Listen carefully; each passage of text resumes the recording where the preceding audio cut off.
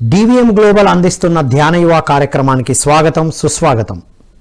ధ్యాన యువ అంటే యువతకు విద్యార్థులకు ఆత్మ వికాసంతో పాటు వ్యక్తిత్వ వికాసాన్ని జీవన వికాసాన్ని అందిస్తుంది మీ ధ్యాన యువ. నేటి ధ్యాన యువలో కాన్షియస్నెస్ పార్ట్ 2. పార్ట్ 1లో అసలు కాన్షియస్నెస్ అంటే ఏంటి అనేటువంటి ఇంట్రడక్షన్ తెలుసుకున్నాం. ఇప్పుడు కాన్షియస్నెస్ గురించి మరిన్ని అద్భుతమైన విషయాలు రెగ్యులర్ సిరీస్ ద్వారా మనం తెలుసుకోబోతున్నాం మిత్రులారా. 2024లో ఈ సిరీస్ ప్రారంభించాం. ఇది పార్ట్ 2. దీనికి కంటిన్యూషన్ ఉన్న ముందుది ప్రతి ఒక్కరు చూడాలని కోరుకుంటున్నాం.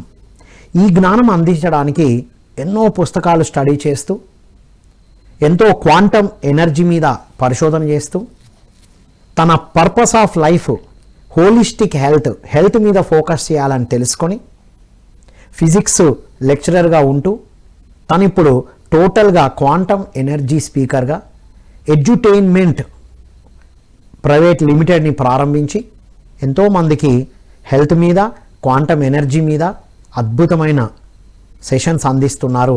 వారే సిద్ధ. వారితో మాట్లాడి అద్భుతమైన విషయాలు తెలుసుకుందాం. నమస్కారం సిద్ధ. నమస్తే సార్. వెల్కమ్ టు ధ్యాన యువ. Thank you. Welcome to consciousness part 2. Thank you. Right, మీరు లాస్ట్ ఎపిసోడ్లో ఏం చెప్పారో కొద్దిగా రివ్యూ ఇచ్చి ఈ టాపిక్లోకి వద్దాం. ఖచ్చితంగా. ముందుగా మనము మన వీటన్నిటికీ మూల కారకుడైన బ్రహ్మర్షి పితామహ పత్రిజీ గారిని ఒక్కసారి స్మరించుకుంటూ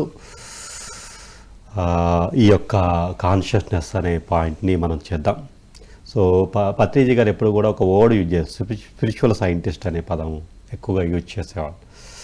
ఆయన బాగా చదువుకున్న వ్యక్తి, ఎన్నో వేల గ్రంథాలు చదువుకున్న వ్యక్తి కాబట్టి ఆయన ఏదో మూఢంగా వెళ్ళకోకుండా ఒక పక్కాగా ఒక సైంటిస్ట్ ఎలా అయితే థింక్ చేస్తారో అలా పరిశోధన చేసేసి ప్రతిదాన్ని కూడా మనకి ఈ యొక్క సొసైటీకి మనకి కొన్ని లక్షల వీలైతే కోట్ల మందికి అందించడం జరిగింది.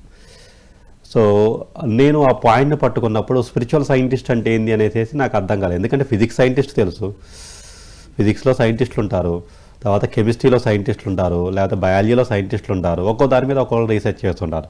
అసలు ఈ స్పిరిచువల్ సైంటిస్ట్ అంటే ఏందో నాకు మొదట్లో అవగాహన ఉండదు. చిన్న వయసులో కదా, 22 ఏళ్ల వయసులో అంటే నేను సైంటిస్ట్ అవ్వాలనుకునేవాడిని. నా ఆలోచన ఏంటంటే నాకు డీప్గా రీసెర్చ్ చేయడం అంటే, ఒక విషయాన్ని క్షుణ్ణంగా తెలుసుకోవడం అంటే మొదటి నుంచి ఇష్టం నాకు. సో ఆయన స్టేజ్ మీద కూర్చొని స్పిరిచువల్ సైంటిస్టు అనే పదం వాడినప్పుడల్లా కూడా వాటి మీద రీసెర్చ్ చేయాలనే ఆలోచనతో సరే అనేసి మనం ధ్యానం మొదలు పెట్టడం జరిగింది, పుస్తకాలు చదవడం జరిగింది. ఆయన చెప్పిన ఆ రోజు శాకాహారం మానేయమంటే మానేయటం, ఇవన్నీ జరిగింది. పదాలు కూడా వస్తున్నాయి.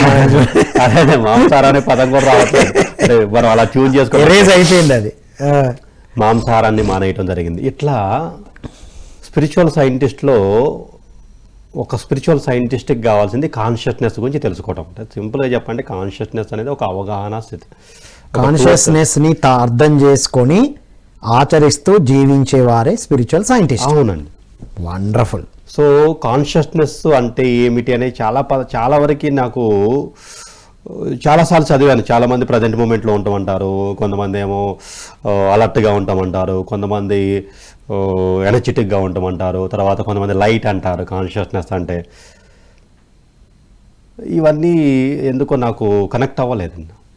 ఎందుకంటే ప్రజెంట్ మూమెంట్లో చాలా తక్కువ ఎవరుంటారు ప్రజెంట్ మూమెంట్లో. 0.00001% ఆఫ్ పీపుల్ మాత్రమే ఉంటారు. ఇప్పుడు ఇది మాట్లాడాలన్నా కొద్దిగా వెనక్కి పోవాల్సింది, ఖచ్చితంగా అవ్వాలి. ఓకేనా? అంటే మనకి ప్రజెంట్ మూమెంట్ కనుక కాన్షియస్నెస్ అయితే ఒకవేళ అది అలర్ట్నెస్ అవుతుంది. సింపుల్గా చెప్పండి, ఈ క్షణంలో ఉన్నాం అనేసి ఒక అలర్ట్నెస్ అవుతుంది. ఓకేనా? అయితే నేను కొంచెం డీప్గా రీసెర్చ్ చేయడం జరిగింది.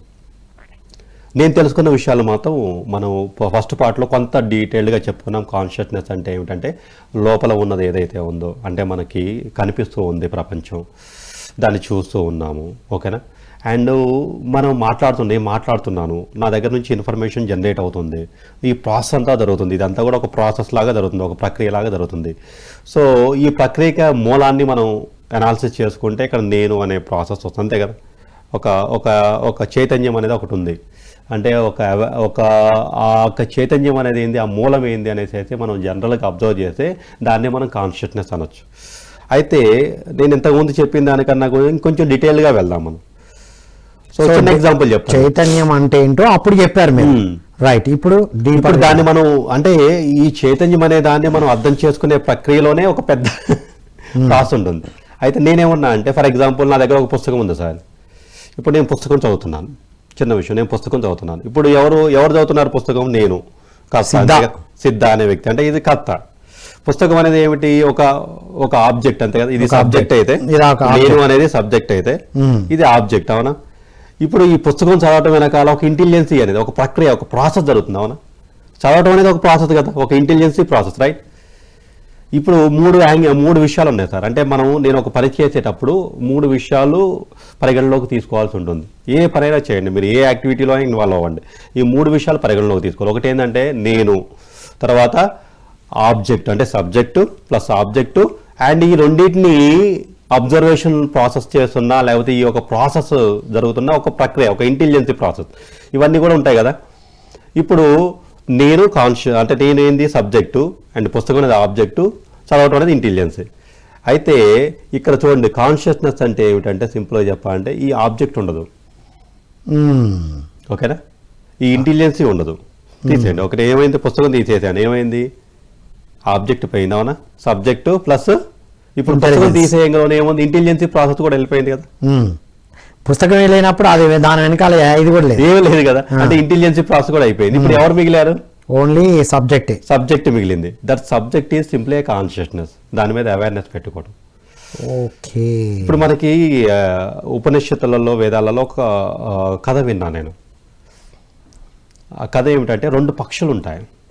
ఆ 2 పక్షులు, పైన ఒక పక్షి, కింద ఒక పక్షి ఉంటుంది. కింద పక్షి ఏం చేస్తుందంటే అటు పోయేసేసి ఆ జాంకాయాన్ని కొంచెం కొరుకుతుంది, వదిలేస్తుంది. ఇటు పోయేసేసి ఈ పండును కొరుకుతుంది, వదిలేస్తుంది. అది దానికి వెళ్ళి చూస్తుంది, వాళ్ళు ఏం చేస్తున్నారనేసి చూస్తుంది. అంటే ఇట్ ఈజ్ ఇన్వాల్వింగ్, అంటే మొత్తం ఎంటైర్ ప్రాసెస్లో ఇన్వాల్వ్ అవుతుంది. ఒక పక్షి ఇన్వాల్వ్ అవుతుంది, అందులో పార్టిసిపేట్ చేస్తుంది, తింటుంది. అది నచ్చకపోతే బాగాలేదనిపిస్తుంది, నచ్చితేనేమో టేస్టీగా హ్యాపీగా ఫీల్ అవుతుంది, ఓకేనా? ఇవన్నీ కూడా ఒక పక్షి చేస్తుంది. అయితే పైన ఉన్న పక్షి మాత్రం ఇలా సాక్షిగా చూస్తుంది. అది దేంట్లోనూ పార్టిసిపేట్ చేయట్లా, ఒక విట్నెస్గా, ఒక సాక్షిగా ఉంటుంది. అది అలానే ఉంది, స్థిమితంగా ఉంది, స్థిరంగా ఉంది. అంటే తనతో తాను ఉంటుంటాను, సింపుల్గా చెప్పాలంటే ఒక విట్నెస్గా, ఒక సాక్షిగా ఉంది. ఎందుట్లోనూ పార్టిసిపేట్ చేయట్లా, అలా చూస్తూ ఉంది. ఈ యొక్క దీంట్లో మనము కింద పక్షి ఏమో ఇన్వాల్వ్ అవటం, అంటే జీవిత క్రమంలో లేకపోతే యాక్టివిటీస్లో ఇన్వాల్వ్ అవటం లాంటిది. పైన ఉన్న పక్షి అనేది హయ్యర్ మైండ్ తోటి, హయ్యర్ కాన్షియస్నెస్కి రిప్రజెంటేషన్. దట్ ఈజ్ హయ్యర్ కాన్షియస్కి రీచ్ అయినప్పుడు మీరు తామరాకు మీద నీటి పొట్టిలా ఉంటారు. యువర్ విట్నెస్ అంతే. జస్ట్ ఏది జరుగుతున్నా అలా జరుగుతున్నదాన్ని చూస్తూ ఉంటారు తప్పితే ఇన్వాల్వ్మెంట్ ఉండదు. దాన్ని సింపుల్గా చెప్పాలంటే స్థితప్రజ్ఞ. అంటే మీకు ఒకవేళ ఆ ప్రాసెస్లన్నీ కూడా ఎలా ఉంటుందంటే జస్ట్ యువర్ విట్నెస్. ఆ విట్నెస్ని, లేకపోతే ఆ యొక్క సాక్షితత్వాన్ని, లేకపోతే తనతో తాను ఉంటూ, అంటే తనకి ఏంది ఒక్కటే అవేర్నెస్ ఉంది, ఏంటంటే నేను ఒక ఇన్నర్ కాన్షియస్తో ఉంటుంది, తనతో తాను ఉంటుంది కదా. తన యొక్క ఆత్మస్థితి అంటాము, ఆత్మస్థితి కావచ్చు, లేకపోతే దాన్ని ఏమంటారు కాన్షియస్ స్టేట్. ఈ ప్రాసెస్ని మనం ప్యూర్గా కాన్షియస్ అంటే శుద్ధ చైతన్యం మనం వచ్చండి, ప్యూర్ కాన్షియస్నెస్ అంటాం. ఒక కాన్షియస్నెస్ మీరు రీచ్ అయినప్పుడు విట్నెస్గా ఉంటారు. మీరు జరుగుతున్న దాంట్లో మీరు ఇన్వాల్వ్ అవ్వరు. ఒక తామరాకు మీద నీటి బొట్టులాగా ఉంటూ ప్రతిదాన్ని కూడా ఒక విట్నెస్ లాగా, ఒక సాక్షిగా చూస్తూ ఉంటారు, గమనిస్తూ ఉంటారు. తప్పితే మీరు అందులో పార్టిసిపేట్ చేయరు. ఓకే. ఇక్కడ సబ్జెక్ట్ ఉండదు, సబ్జెక్ట్ ఒక్కటే ఉంటుంది, ఆబ్జెక్ట్ ఉండదు. దట్ ఇంటెలిజెన్సీ ప్రాసెస్ ఉండదు. స్టార్టింగ్ లో సబ్జెక్టు, ఆబ్జెక్టు, ఇంటెలిజెంట్ ప్రాసెస్ 3 ఉంటాయి. ఇవి ఉంటాయండి. అంటే దాన్ని అంటే అది ఉంటుంది. నెక్స్ట్ లెవెల్కి చైతన్యం అనేది అర్థం చేసుకునేటప్పటికి ఇప్పుడు సబ్జెక్ట్ లేదు, ఇంటెలిజెన్స్ లేదు, ఓన్లీ లేదు, ఆబ్జెక్ట్ లేదు, ఇంటెలిజెన్స్ లేదు, ఓన్లీ సబ్జెక్ట్ ఉన్నది. నువ్వే గమనించేది నువ్వే, చూసేది నువ్వే, ఆబ్జెక్ట్ నువ్వే, ఆ ఇంటెలిజెన్సీ ప్రాసెస్ నువ్వే. That is a pure conscious, శుద్ధ చైతన్యాన్ని. సో ఈ 3 నువ్వు అయిపోయినప్పుడు, మధ్య అయినప్పుడు, ఈ 3 ఇన్వాల్వ్ అయినప్పుడు, that is what called consciousness. అంటే చదువుతున్న పుస్తకము నువ్వే, చదువుతున్నది నువ్వే, అండ్ ఈ జరుగుతున్న ప్రాసెస్ని గమనిస్తున్నది నువ్వే, అండ్ ఈ 3 కూడా నువ్వు కలిపి ఒకే స్థితిలో తీసుకుంటూ, దట్ ఏకత్వ స్థితి అంటాం. That is unification. That is what కలిది యూనిఫికేషన్ చేయడం. ఈ 3 ప్రాసెస్ని, ఈ 3 ప్రాసెస్ని సపరేట్ చేయకుండా యూనిఫికేషన్ చేసే వాళ్ళది సింపుల్గా చెప్పాలంటే కాన్షియస్నెస్ అంటాం సింపుల్గా. They are a conscious being. అయితే మనము చెప్పాం కదా, అలర్ట్నెస్ గురించి మనం మాట్లాడుకున్నాము, ప్రజెంట్ మూమెంట్ గురించి మాట్లాడుకుంటున్నాము. అయితే ఈ ప్రజెంట్ మూమెంట్ గురించి ఎంతవరకు ఉంటాము, ప్రజెంట్ మూమెంట్లో ఉంటాం అనేది, ఎందుకంటే ఈవెన్ బుద్ధుడు లాంటి వ్యక్తి కూడా, ఇప్పుడు నేను ప్రజెంట్ వెళ్తున్నా అండి, వెనకాల నుంచి ఏదో వస్తుంది, బట్ బుద్ధుడు లాంటి వ్యక్తి అయినా కానీ ప్రజెంట్ మూమెంట్లో ఉండగలుగుతాడా? ఒక్కసారి ఆ స్లిప్ సాక్షిగా ఉండటం, ప్రజెంట్లో ఉండడం కాకుండా సాక్షిలాగా ఉండటం అనేది కాన్షియస్నెస్ ప్రాసెస్. జరుగుతున్న దాన్ని, ఇప్పుడు ఆయన ప్రజెంట్ మూమెంట్లో ఓకే జరిగిందా, మూమెంట్లో అది ఒక జరిగిందా, ఆ కదలికను ఏం చేస్తాడు ఆయన గమనిస్తూ ఉంటాడు, జరుగుతున్న దాన్ని గమనిస్తూ ఉంటాడు, కానీ ఇన్వాల్వ్ అవ్వడు. అది దానికి ఆయనకు సంబంధించిన ప్రాసెస్ కాదు, ఆయనకు సంబంధించిన ప్రాసెస్ కాదు అది. ఓకేనా, ఇదా మనం చేస్తూ ఉంటాం. అయితే ఇక్కడ మనం కాన్షియస్నెస్ని భక్తి యోగంలో గిరికి తీసుకొచ్చామనుకోండి, వీళ్ళు ఎలా చేస్తా అంటే, చేస్తున్నది నేను కాదు, చేయిస్తున్నాడు, తను చేయిస్తున్నాడు, ఇక్కడ నేను అనేది ఉండదు, తను చేయిస్తున్నాడు నా ద్వారా. కాన్షియస్నెస్ పోయి ఆ హయ్యర్ కాన్షియస్నెస్ని యాడ్ చేసుకుంటారు. ఓకేనా, సో రాస్తున్నది నేనే కానీ రాపిస్తున్నది ఎవరు? రాముడు.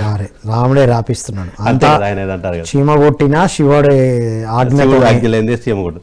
ఈ స్థితిని కూడా మనం ప్యూర్ కాన్షియస్నెస్, శుద్ధ చైతన్య స్థితిలో మనం దీన్ని ఎక్స్పీరియన్స్ అవ్వచ్చు. అంటే జరుగుతున్నది ప్రాసెస్ని మొత్తం కూడా ఆయన ఇన్వాల్వ్మెంట్ ఏముండదు, అంటే ఆయన నేను అనే తత్వం ఏముండదు, నేను అనే తత్వం లేకుండా పరమాత్మతో కనెక్ట్ అయి ఉంటాడు ఆయన.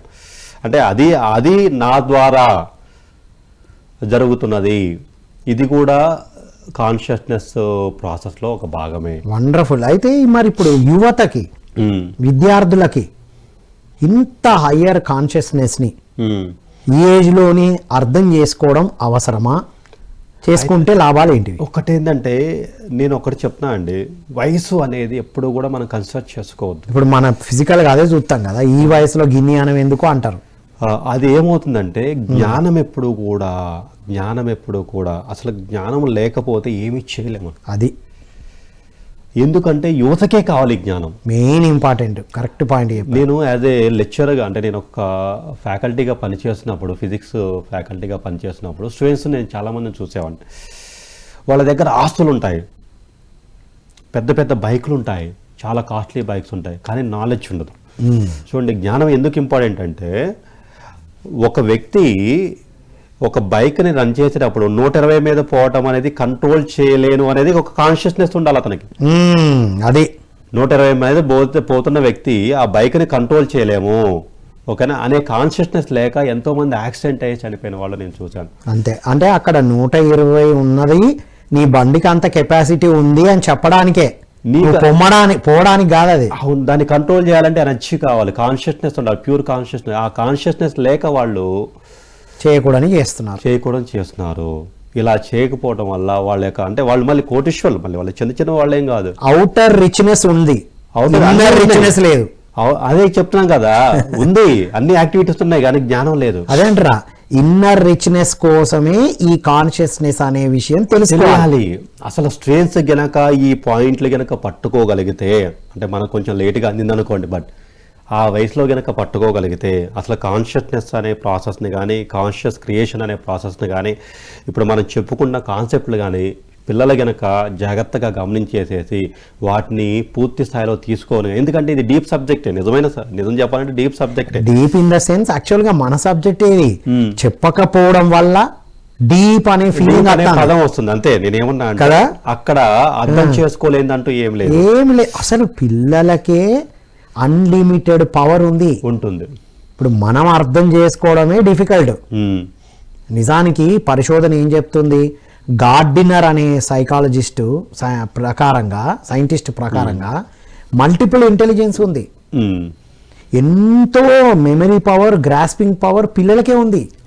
చిన్న ఏజ్లోనే ఈ సబ్జెక్ట్ని అందించాలి. చాలా అద్భుతమైన పాయింట్ చెప్పారు. మనం రైట్ సబ్జెక్ట్ అందిస్తున్నాం, ఇన్నర్ రిచ్నెస్ కోసం అందిస్తున్నాం. ఇది ఇప్పుడు ఏమవుతుందంటే, మనము ఏ కాన్షియస్గా ఉంటామో, అంటే ఏ చైతన్యంతో ఉంటామో, ఏ లెవెల్ ఆఫ్ స్టేట్లో ఉంటామో, మన రియాలిటీ కూడా ఆ లెవెల్ ఆఫ్ స్టేట్లోకే జనరేట్ అవుతుంది. అంటే కాన్షియస్ లో రకాల లెవెల్స్ అంటే ఫ్రీక్వెన్సీ ఎనర్జీ లెవెల్స్ అన్నట్లు ఎనర్జీ లెవెల్ లాగా కాన్షియస్నెస్ లెవెల్ అనేవి కొన్ని లెవెల్స్, అంటే హయ్యర్ కాన్షియస్నెస్, లోవర్ కాన్షియస్నెస్ ఉంటుంది. అంటే కాన్షియస్నెస్ అనే పదం ఏంటంటే ఇప్పుడు ఒక పశు ప్రవృత్తి కలిగిన ఒక వ్యక్తి ఉన్నాడండి, జంతువులాగా ఉంటాడు, తింటాడు, ఓకేనా, పడుకుంటాడు, లెగుస్తాడు. ఇది ఒక లోవర్ కాన్షియస్నెస్. ఒక యానిమల్ కాన్షియస్ లెవెల్లో ఉన్న వ్యక్తి ఏం చేస్తాడు, ఇప్పుడు మనకి జనరల్గా చూస్తారు, మన ఏదో సైఫ్ అలీ ఖాన్ని ఒక అతను దొంగ పొడిచాడు, అది లోవర్ కాన్షియస్నెస్. దొంగతనం కోసం వెళ్ళేసేసి ఆ దొంగతనం చేసే క్రమంలో ఏదైనా చేస్తారు, దట్ ఈస్ లోవర్ కాన్షియస్నెస్. అక్కడ వాళ్ళకి కరుణ ఉండదు, అక్కడ వాళ్ళకి పర్పస్ ఆఫ్ లైఫ్ ఉండదు, ఎటు కూడా గుంజుకుందామని తెలుసుకుందామని, వీళ్ళంతా కూడా ఒక యానిమల్ కాన్షియస్నెస్లో ఉంటారు. సో ఈ స్థితిలో కాకుండా హయ్యర్ కాన్షియస్నెస్లో ఉన్న వాళ్ళు హయ్యర్ ఎనర్జీ లెవెల్, ఇప్పుడు మన సీఈఓలు చూసినా కానీ లేకపోతే కంపెనీస్ పెద్ద పెద్ద స్థాయిలో ఉన్న వాళ్ళు చాలా హయ్యర్ కాన్షియస్నెస్లో ఉంటారు. వాళ్ళు చాలా అలర్ట్గా ఉంటారు, చాలా చాలా చాలా వాళ్ళ థాట్ ప్రాసెస్ కానీ లేకపోతే ఒక బిలీవ్ సిస్టమ్ కానీ చాలా స్ట్రాంగ్గా ఉంటుంది. ఇప్పుడు మనం స్టూడెంట్స్కి చెప్పాల్సింది కూడా కాన్షియస్నెస్ లెవెల్స్ని మనం జనరేట్ చేసుకునే క్రమంలో మనం ఎప్పుడు కూడా అబ్దుల్ కలాం గారు అంటారు, హయ్యర్ థింకింగ్ చేయండి, పెద్ద పెద్ద కలలు కనండి, పెద్ద పెద్ద డ్రీమ్స్ పెట్టుకోండి. అంటే ఏంది, నువ్వు సూపర్ కాన్షియస్ లెవెల్లోకి వెళ్ళు, నీకు సాధ్యం కాదంటూ ఏమీ లేదు, అంటే గాడ్ కాన్షియస్నెస్ అంటాం. ఆ చైతన్య స్థితిలోకి నువ్వు వెళ్ళినప్పుడు, ఆ కాన్షియస్ లెవెల్లోకి నువ్వు రీచ్ అయినప్పుడు, అప్పుడు నువ్వు నీ యొక్క స్టేట్, అంటే నీకు వచ్చే అవకాశాలు కానీ నీకు వచ్చే పరిస్థితులు కానీ నీ చుట్టూ ఉండే వ్యక్తులు కానీ ఆ స్థాయిలోనే ఉంటారు. ఆ స్థాయిలో ఉండటం వల్ల నీకు ఆనందము, సంపద, సమృద్ధి అన్ని రకాలుగా మనకు కలుగుతాయి. ఇప్పుడు లెవెల్ ఆఫ్ కాన్షియస్నెస్ ని బట్టే పర్సనల్ రియాలిటీ జరుగుతుంది, జనరేట్ అవుతుంది. ఎందుకంటే కాన్షియస్నెస్ క్రియేట్స్ రియాలిటీ. ఇప్పుడు అందుకే కాన్షియస్నెస్ ని చేంజ్ చేయకుండా పర్సనల్ రియాలిటీ మారదు. అవును, విన్నంత మాత్రాన, చూసినంత మాత్రాన, ఇప్పుడు మనీ మంత్ర ప్రాక్టీస్ చేసినంత మాత్రాన కాన్షియస్నెస్ మారదు. ఇన్నర్ కాన్షియస్నెస్ లో చేంజ్ రాకోకుండా మీరు ఏది చేసినా అవ్వదు. ఓకేనా, సింపుల్గా చెప్పాలంటే ఒక అతను రీసెర్చ్ చేస్తున్నాడు, భగవంతుడి మీద రీసెర్చ్ చేస్తున్నాడు. నేను ఒక పుస్తకంలో రాశాను, నేను ఒక బుక్లో ఒక అతను భగవంతుడి మీద రీసెర్చ్ చేస్తున్నాడు. ఎన్నో వందల ఆర్టికల్స్ రాశాడు, ఇంటర్నేషనల్ ఆర్టికల్స్ పబ్లిష్ అయిపోయినాయి. కొన్ని వందల కంపెనీలకి, అంటే కొన్ని వందల యూట్యూబ్ ఛానల్కి ఇంటర్వ్యూస్ ఇచ్చాడు. ఇట్లా భగవంతుడు అంటే ఏంది, ఈ స్థితి అంటే ఏంది అనేసి అన్నీ చేశాడు. కానీ అతనికి భగవంతుడి మీద నమ్మకం లేదు. అంటే లోపల లేదు, ట్రస్ట్ ఇష్యూస్ ఉన్నాయి ఆయనకి. ఎక్స్టర్నల్ గా మాత్రం అన్ని there is a lot of issue. అంటే థింకింగ్, అంటే ఆయన ప్యాటర్న్ ఉంది, ఇన్ఫర్మేషన్ అంతా గ్యాదర్ చేయగలిగాడు, కానీ ట్రస్ట్ ఇష్యూస్ లోపల ఇన్నర్లో లేదు. కాబట్టి నేను అదే చెప్తాను, లోపల మార్పు లేనిది బయట ఎందుకు మనం ఎంత చేసుకున్నా. సో ఇక్కడ ఏంది ట్రూత్ అంటాం, సత్యాన్ని తెలుసుకున్నప్పుడు మాత్రమే ట్రస్ట్ ఇష్యూస్ అన్ని క్యాన్సిల్ అయిపోతాయి, రిమూవ్ అయిపోతాయి మన లోపల. సో సత్యం ఒక్కటే అన్ని రకాల నమ్మకాలని తీసేస్తుంది. ఆ సత్యం ఏమిటంటే కాన్షియస్నెస్ ఉన్నదంతా. ఓషన్ అడిగారు ఒక మాట, ఒక ఆయన ఫారినర్ అడిగిండు, వాట్ ఈస్ దిస్ యూనివర్స్, ఒక పదంలో చెప్పగలుగుతారా, ఒక వర్డ్లో చెప్పగలుగుతారా అంటే ఆయన అన్నాడు, కాన్షియస్నెస్, ఎవ్రీథింగ్ ఈజ్ కాన్షియస్నెస్. ఇదంతా కూడా చైతన్యమే.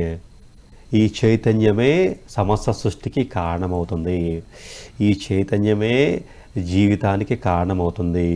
కాబట్టి శివము అనేది, శవం అనే రెండు పదాలు ఉంటాయి. శివం అంటే చైతన్యము, శవం అంటే చైతన్యం లేనిది. శవంలో ఏం లేదు, జీవం లేదు, అది చైతన్యం, జీవులు లేడు, చైతన్యం వెళ్ళిపోయింది, చైతన్యం వెళ్ళిపోయింది. కాబట్టి శివము, ఆ చైతన్యం ఉన్నంత కాలము ఆ యొక్క శివం అంత, శివం అంటే శుభం అంత, ఆ చైతన్యమే శక్తి, అంతే కదా. సో ఇట్లా మనము మీ లోపల, అంటే నేను చెప్పేది ఏంటంటే ఎనర్జీ లెవెల్స్ని పెంచుకుంటూ పోయే కొద్దిగా మన కాన్షియస్ లెవెల్స్ కూడా పెరుగుతూ ఉంటాయి. కాబట్టి హయ్యర్ థింకింగ్ అనేది, హై లెవెల్ ఆఫ్ థింకింగ్ అంట. అంటే మనం ఇప్పుడు జ్ఞాన యోగాకి స్టార్ట్ చేశాం కాబట్టి నేనేమంటా అంటే, మీరు ఉద్యోగం చేయడం కన్నా కానీ 10 మందికి ఉద్యోగం కల్పించేలాగా ఆలోచించండి, దట్ ఈస్ హయ్యర్ థింకింగ్. అది ఉద్యోగం చేస్తే చాలు, నెలకి ఇంత వస్తే చాలు అనుకుంటున్నాం అంటే ఆ లెవెల్ ఆఫ్ కాన్షియస్. అది రాంగ్ రైట్ అని చెప్పట్లేదు మనం, నీకు అంత ఎక్స్పాన్షన్ ఉంది, అది ఉంది, ఆ స్థితిలో థింక్ చేయడం స్టార్ట్ చేయమంటాను. ఇప్పుడు 150 మీద వెళ్ళే అవకాశం ఉంది, ఒక కార్ 4 వీలర్ కి 150 స్పీడ్ వెళ్ళొచ్చు, కానీ నువ్వు వెళ్ళమని కాదు అక్కడ, నువ్వు ఎంత వెళ్తావు అనేది నీ చాయిస్. అంటే ఇక్కడ మీరు అన్నది కరెక్ట్. ఎందుకంటే మనం హయ్యర్ థింకింగ్ చెప్పామనుకోండి, దానికి కొంచెం 1-2 లెవెల్ వరకు రీచ్ అయ్యాను. ఇప్పుడు 150 అన్న చాట 120 వరకు రీచ్ అయ్యాను, హైవేలో వెళ్తున్నాడు అతను, 120 వరకైనా రీచ్ అవుతారు కదా ప్రాసెస్ అంతా.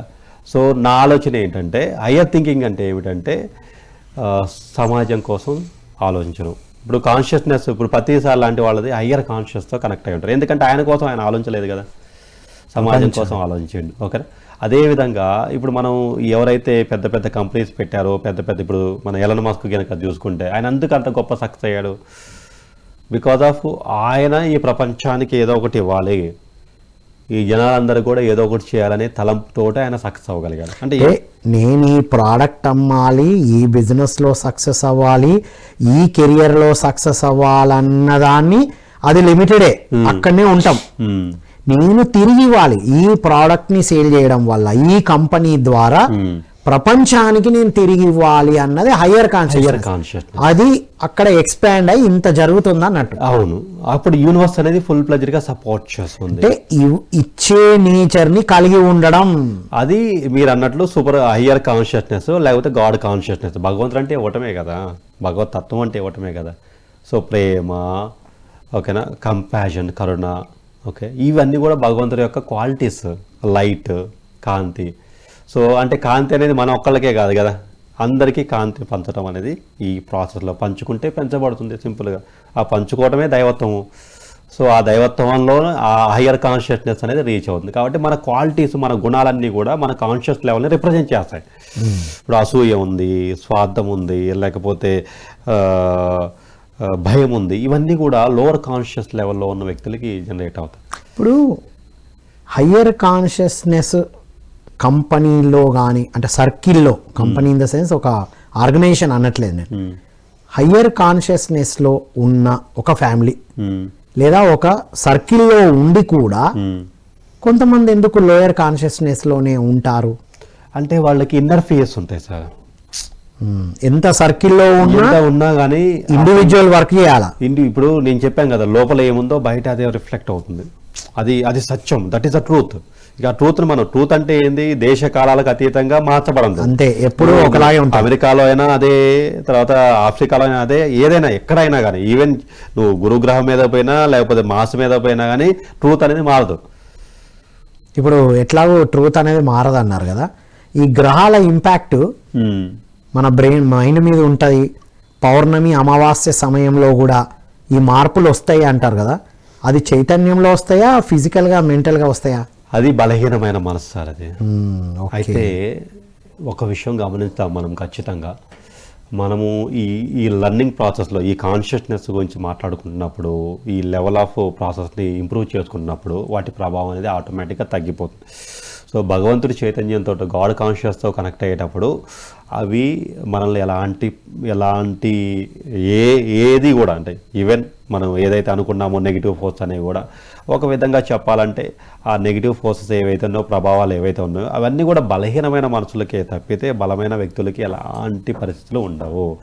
నువ్వు ప్యూర్ కాన్షియస్గా, శుద్ధ చైతన్యంతో ఉండి ఆ గాడ్ కాన్షియస్నెస్ వైపు నువ్వు వెళ్తూ ఉంటే, ఆ భగవంతుడి తత్వంతో, అంటే భగవంతుడు అంటే ఇక్కడ నేనేమన్నా సూపర్ కాన్షియస్నెస్, గాడ్ అంటే నేనేదో రిప్రజెంటేషన్ కాదు. ఓకేనా, దట్ కాన్షియస్నెస్, ఆ ప్యూర్ కాన్షియస్నెస్, శుద్ధ చైతన్యమే మూల చైతన్యంతో కనుక నువ్వు ఉండగలిగితే ఏ ఇంపాక్ట్ ఉండదు సార్. ఇవన్నీ కూడా ఒక లెవెల్ ఆఫ్ ఒక కాన్షియస్ లెవెల్లో ఇది ఒక రియాలిటీ. నువ్వు దాన్ని నమ్మటం స్టార్ట్ చేశారనుకోండి, మీరు if you believe that process, అక్కడ ఏమవుతుంది, మీరు ఆ స్థాయిలోనే ఉంటారు. ఓకేనా, దాన్ని రిఫరెన్స్గా తీసుకోవాలి. నేనేమన్నా అంటే ఓకే, నేను ఈ లెవెల్లో ఇక్కడ నాకు ఇలా జరుగుతుంది కాబట్టి ఇది నేను రిఫరెన్స్గా తీసుకొని, ఇప్పుడు ఒక మెట్టు ఉంది సార్, ఆ మెట్టు ఎక్కితేనే కదా ఇంకో మెట్టు ఎక్కేది, అంతే కదా. ఇప్పుడు నేను మెట్లు లేకుండా ఎక్కలేను కదా. సో ఇది ఒక మెట్టు లాంటిది. ఆ మెట్టు దగ్గర కూర్చున్న వాళ్ళకి, ఆ మెట్టు దగ్గరే నిలబడిన వాళ్ళకి ఈ రియాలిటీ అనేది యాక్సెప్టబుల్ జరుగుతుంటుంది. అంటే మీరు ఆ లెవెల్లో ఆఫ్ కాన్షియస్లో ఉన్నప్పుడు ఆ లెవెల్ ఆఫ్ రియాలిటీ అనేది జనరేట్ అవుతుంది. నేనేమన్నా అంటే ఆ మెట్టు పైకి ఎక్కమంటాను. Right, wonderful. ఇప్పుడు మీరు మాట్లాడుతుంటే ఇంకో ఐడియా వస్తుంది. సోల్ స్టేజ్ని బట్టి బయట రియాలిటీస్ అని ఇప్పటిదాకా విన్నాం. ఇప్పుడు కాన్షియస్నెస్ లెవెల్ని బట్టి అంటున్నాం కదా, రెండు ఒకటేనా వేరు? సోల్స్ ఏమన్నారు? Soul stage. ఆ సోల్ అనేది ఇప్పుడు నేనేమన్నా అంటే అదే కదా జీవము, that is the consciousness, that is sole consciousness. ఇప్పుడు మనం మాట్లాడుకున్నదంతా కూడా, ఇప్పుడు ఆత్మ అంటే ఏమిటి, లోపల ఉన్న ఒక చైతన్య స్థితి, అంతే కదా. Right, okay. ఆ చైతన్య స్థితినే మనం అంటున్నాం కదా. ఇప్పుడు నేనేమన్నా అంటే ఇప్పుడు ఆ చైతన్య స్థితే మనం ఏదైతే కాన్షియస్నెస్ అంటున్నాం, ఓకేనా, ఈ కాన్షియస్ లెవెల్ని పెంచుకోవడం అంటే ఆత్మశక్తిని పెంచుకోవడమే. నేను ఇక్కడ మనం మాట్లాడుతున్నది ఏంది, ఆత్మశక్తి అన్నీ సాధ్యమే, రైట్. ఓకేనా. నువ్వు భగవంతుడివి, నువ్వే దైవానివి, లేకపోతే అంతా ఇప్పుడు అహం బ్రహ్మాస్మి సర్వం కల్విదం బ్రహ్మ అంటే నేను భగవంతుని, అంతా భగవంతుడు అనే స్థితి. మన పత్రి సార్ అంటారు కదా, You are my God. Gods, ఓకేనా. అంటే నువ్వు దేవుడివే, అంత దేవుడు. ఇప్పుడు నేనే దేవుడిని అనుకుంటే అహంకారము, నేను దేవుడిని, అందరూ దేవుళ్ళు. ఇప్పుడు ఆ ఫోను దేవుడే, అన్ని మనం వాడే ఎవ్రీథింగ్ ఈజ్ దట్ వర్డ్. అంటే అంటే దేవుడు అంటే సింపుల్ చెప్పంటే కాన్షియస్నెస్, అదే సోల్ అంటున్నాం మనం. ప్యూర్ కాన్షియస్నెస్, శుద్ధ చైతన్యం. సోల్ స్టేజ్ ని బట్టి అంటే కాన్షియస్ స్టేజ్ ని బట్టి అనేది ఇక్కడ మీనింగ్. అంతే అండి. ఇప్పుడు లెవెల్ ఆఫ్ అండర్స్టాండింగ్, అవగాహన స్థాయి పెరిగే కొద్దిగా కాన్షియస్ లెవెల్స్ పెరుగుతాయి. ఇప్పుడు ఆత్మ చైతన్యం అనేది ఇంప్రూవ్ చేసుకోవాలి. ఆత్మ అనేది ఎన్నో రకాల డైమెన్షన్స్ లో ఉంటుంది. దానికి అల్టిమేట్ అన్లిమిటెడ్ డైమెన్షన్స్ ఉంటాయి ఆత్మకి. రైట్. ఇప్పుడు ఇవన్నీ తెలుసుకొని ఒక ఏబిసి కాన్షియస్నెస్ లో ఉన్న ఇప్పుడు దీన్ని జెడ్ దాకా పెంచుకోవడానికి ఏమేమి చేయాలి? సో మనకి అదే కదా ధ్యానము ఇస్ అల్టిమేట్ ప్రాసెస్. తర్వాత అవగాహన చేసుకోవటము, అసలు ఈ సృష్టి ఏమిటి, ఇది ఎక్కడి నుంచి వస్తుంది, ఓకే. అండ్ తర్వాత మనం చెప్పుకున్నట్లు మంచి మంచి పుస్తకాలు చదవడం ద్వారా, ఇప్పుడు మనం చూడండి, మనం మాట్లాడుకుంటున్నాము హైయర్ కాన్షియస్ గురించి మాట్లాడటం వెనకాల ఇవే కదా ఉన్నది. ప్రతిసారి చెప్పిన 3 విషయాలే ఉన్నాయి. ఒకటి ధ్యానము, రెండో సజ్జన సాంగత్యం. ఇప్పుడు మీలాంటి వాళ్ళతోటి లేకపోతే పెద్ద పెద్ద వాళ్ళతోటి మనం మాట్లాడటం వల్ల ఒక అవగాహన స్థాయి ఏర్పడదు. ఇదా ట్రూత్, ఇదా సత్యము, ఓకేనా. అంటే మనల్ని ఏంది, మన మాటలలో ఏముంది, ట్రూత్ కనిపిస్తూ ఉంటుంది. ఆ ట్రూత్ని మనం అందుకోవడానికి ప్రయత్నం చేస్తుంది. నిలబడలేకపోయినా కానీ ఓకే, ఒక 10 సెకండ్లో, 20 సెకండ్లో, 30 సెకండ్లో అక్కడ ఉండగలుగుతున్నాం, అవును. సో తర్వాత మనం కింద పడిపోతున్నాము, అంటే కాన్షియస్ లెవెల్ కొంచెం డౌన్ అయిపోతుంది. ఎందుకంటే పరిస్థితుల ప్రభావం మన మీద ఇంపాక్ట్ అవుతుంది. కానీ దాన్ని బలంగా మార్చుకోవడం మీద దృష్టి పెడుతున్నాం. ఎందుకంటే ఆత్మస్థితిని స్థితం చేసుకోవటం, నేను ఆత్మననేది తెలుసు అందరికీ కూడా, అది స్థితం అవ్వలేదు కదా. అది దేశ కాలాలకు అతీతంగా మనసు లోపల సబ్ కాన్షియస్ లెవెల్లో నరనరాల్లోనూ కనకనాల్లోకి వెళ్ళిపోలేదు అది, ఓకేనా. సో మీరు చెప్పినప్పుడు నాకు గుర్తు వస్తుంది, అప్పుడు నాకు ఆనందం వస్తుంది. ఇప్పుడు మీరంతా ఆత్మస్థాయిలో ఉన్నారు, కాన్షియస్ లెవెల్ గురించి మాట్లాడుకున్నప్పుడు చాలా హ్యాపీగా ఉంటాం. మనకి ఏ బాధలు ఉండవు, ఏ బాధలు పట్టినట్టు నిజమే కదా అనిపిస్తుంది. కానీ తర్వాత మనకుండే చిన్న కష్టాల్లో మనం డౌన్ అయిపోతూ ఉంటాం. అది ఎప్పుడైతే స్థితమవుతుందో దాన్ని ఎన్ని గంటల పాటు అయితే నిలబెట్టుకోగలుగుతామో, అంటే ఆ కాన్షియస్ లెవెల్లో ఎవరైతే స్థిరంగా ఉండగలుగుతారో, ఆ స్థిరంగా ఉండటమే గురుతత్వము. ఒక్కసారి ఆ స్థాయికి వెళ్ళి అక్కడ స్థిరత్వం రావాలి, బీయింగ్ స్టేజ్ రావాలి. డూయింగ్ నుంచి బీయింగ్ గా ఎదగాలి. 24/7 being that state of mind లో, ఆ స్టేట్ ఆఫ్ కాన్షియస్ లెవెల్లో ఉండగలిగినప్పుడు మాత్రమే రియాలిటీ చేంజ్ అవుతుంది. అలా ప్రతి విద్యార్థికి, యువతకు సాధ్యమేనా? ఖచ్చితంగా సాధ్యమే. ఇంకా ఏంటంటే చిన్న వయసు నుంచి కనుక మనం కాన్షియస్ ఈ ఎడ్యుకేషన్ ఇస్తే, మనకి ఈ కాన్షియస్ ఎడ్యుకేషన్ ఇస్తే వాళ్ళు చాలా త్వరగా తీసుకొని రావచ్చు. ఎందుకంటే 40-50 ఏళ్ల వయసులో వాళ్ళ మైండ్స్, వాళ్ళ కాన్షియస్ లెవెల్స్ అని కూడా, వాళ్ళ మైండ్ అంతా కూడా ఏమైందంటే రీజెట్ అయిపోతుంది. అంతే, ప్రపంచంతో నిండిపోయింది. ప్రపంచం ఇది జరగదు, ఇది రాదు, ఇట్లా కాదు, అది అట్లా కాదు అని ఫిక్స్డ్ నేచర్ డెవలప్ అయిపోతుంది. యాక్చువల్గా నేను చెప్పాలంటే వాళ్ళు కాపీ పేస్ట్ చేసుకున్నారు, ప్రపంచాన్ని కాపీ పేస్ట్ చేశారు. వాళ్ళ కాన్షియస్ అనేది ఓన్ కాదు, ప్యూరిటీ లేదు అక్కడ. ఆ ప్యూరిటీ లేనప్పుడు ఏమవుతుంది, అంతా కూడా మలినం అయిపోయింది ఒక దాన్ని. ఇప్పుడు మనం వంట పాత్రలు కడగాలంటే కడిగి కడిగి కడిగి కడిగి కడిగి చేయాలి. మామూలుగా అయితే చేస్తాం, కానీ మాడిపోయిన అడుగును ఎక్కడ మాడిపోయిన తెత్తి పెట్టుకున్న దాన్ని ఎవరు అడుగుతారు దాన్ని. సో ఇది అల్టిమేట్ పాయింట్. అంటే పిల్లలు ఆల్రెడీ ప్యూర్ కాన్షియస్నెస్ లో ఉన్నప్పుడే ఈ కాన్షియస్నెస్ కి సంబంధించిన అద్భుతమైన జ్ఞానం అందించాలి. చిన్న వయసు నుంచే చెప్పాలి మనం. ఇది డన్. ఇది మనం చిన్న వయసులో చెప్పలేకపోకుండా 70 ఏళ్ళు 80 ఏళ్ళలోకి ఏదో చెప్పడం వల్ల కూడా నిజం చెప్పాలంటే మన జ్ఞానం కూడా వృధానే. అంటే వృధా అంటే వృధా కాదు, కాదు 10% 15%. ఇప్పుడు రిసీవ్ చేసుకునేది కనీసం ఇంకొక జన్మలకైనా ఉపయోగపడుతుంది. అదే కరెక్ట్. పత్రి సార్ ఏమన్నారు, అందరూ your all God's, all Brahmarshis అన్నారు. అది విని విని విని విని ఇప్పుడు కాకపోయినా నెక్స్ట్ జన్మలైనా వస్తుందండి, ఖచ్చితంగా వస్తుంది. ఇప్పటికైనా అయి తీరుతారు, కొంతవరకు ఉన్నారు, అయి తీరుతారు అన్న ఒక పాజిటివ్ ఇంపాక్ట్ ని ఇంప్లాంట్ చేశారు. ఖచ్చితంగా అది ఎందుకంటే ఆ పాజిటివ్నెస్ లేకపోతే మనం ముందరకు వెళ్ళలేం కదా. వీళ్ళు మారరు అనుకుంటే మనం ఏం చేయగలుగుతాం? Right. వీళ్ళు ప్రతిసారి ఈ జన్మలో కాదు ఇంకో జన్మలో మాతాను అనుకున్నారు కాబట్టి ఆయన ముందులకు వెళ్ళగలిగాడు అంతే. గట్టిగా వేసి బీజాలు వేసేసి బీజాలు వేసాడు. ఆ లెవెల్లో ఉన్న వాళ్ళలో వీళ్ళు ఏం చేస్తారు, భావ తీవ్రత ఎక్కువగా ఉన్న వాళ్ళు ఈ జన్మలోనే వాళ్ళు రైట్. Success ఇప్పుడు కాన్షియస్నెస్ పార్ట్ 1లో కొన్ని ప్రాక్టీసెస్ చెప్పారు, పార్ట్ 2లో కాన్షియస్నెస్ పార్ట్ 2లో కొన్ని స్టెప్స్ ఆఫ్ ప్రాక్టీసెస్ చెప్పండి. సో యాక్చువల్గా కాన్షియస్ క్రియేషన్ అనేది ఒక కాన్సెప్ట్ ఉంది. మనము వీలైతే ఈ ఎపిసోడ్లో నెక్స్ట్ ఎపిసోడ్లో మనం పూర్తి స్థాయిలో చెప్తాను, అది పూర్తి ప్రాసెస్. సో నేనేమన్నా అంటే ట్రూత్ని పట్టుకోమంటాను. Be with the truth. ఎందుకంటే వాస్తవాలు మారుతూ ఉంటాయి. అంటే ఏదైతే మారదో దాన్ని పట్టుకోవాలి. దీనికి నేను చిన్న ఎగ్జాంపుల్ చెప్తాను. ఇప్పుడు ఒక కోతి ఉందండి.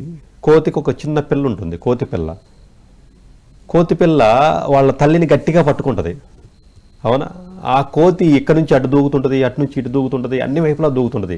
కానీ అది ఏం చేస్తుంది, ఆ కోతి పిల్ల చిన్న పిల్ల అయినప్పటికీ కూడా, దాని ఇప్పుడే పుట్టినప్పటికీ కూడా అది భయపడకోకుండా, లేకపోతే కంగారు పడకోకుండా, లేకపోతే నాకేమీ లేదు అనే భావన లేకోకుండా అది పైనుంచి అటు దూకినా ఇటు దూకినా ఏది చేసినా కానీ, తల్లి ఎలాంటి అలజడి క్రియేట్ చేసినా కానీ కోతి ఏం చేస్తుంది, పట్టుకొనే ఉంటుంది.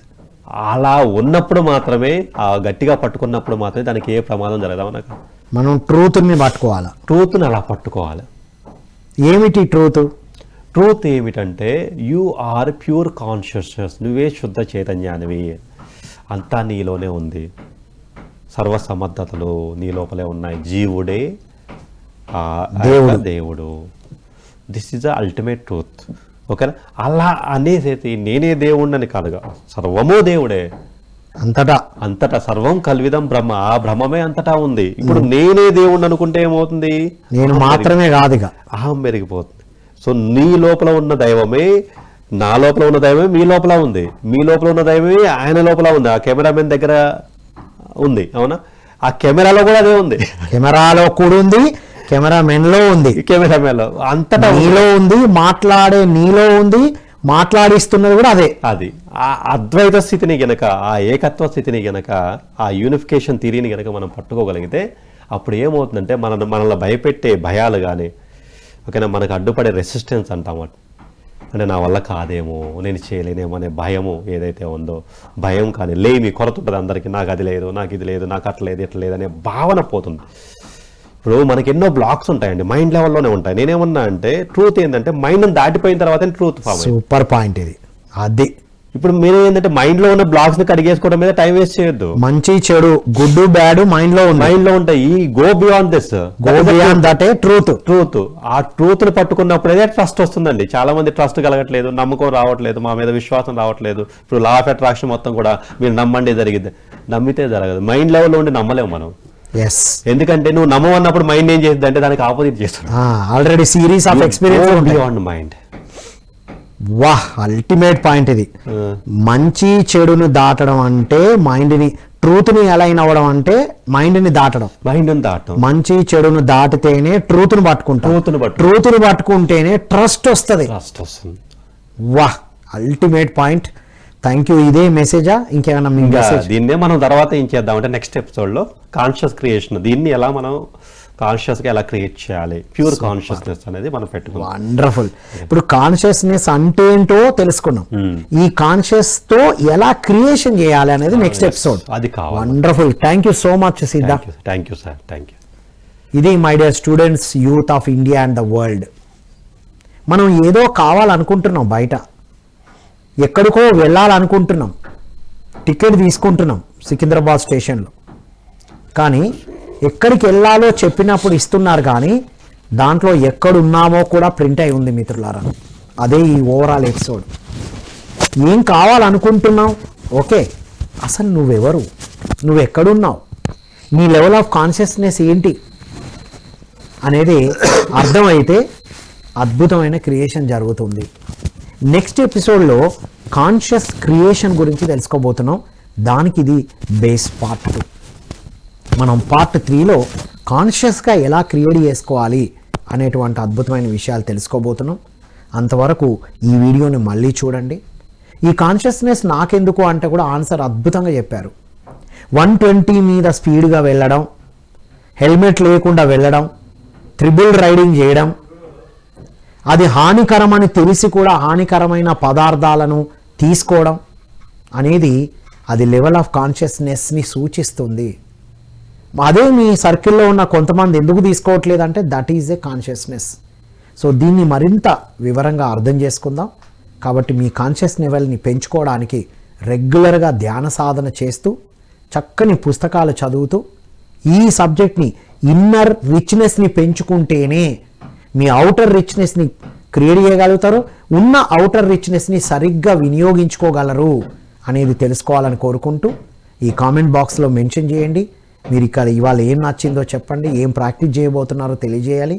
లైక్ చేయండి, సబ్స్క్రైబ్ చేయండి, షేర్ చేయండి DVM గ్లోబల్ యూట్యూబ్ ఛానల్ని. Thank you one and all.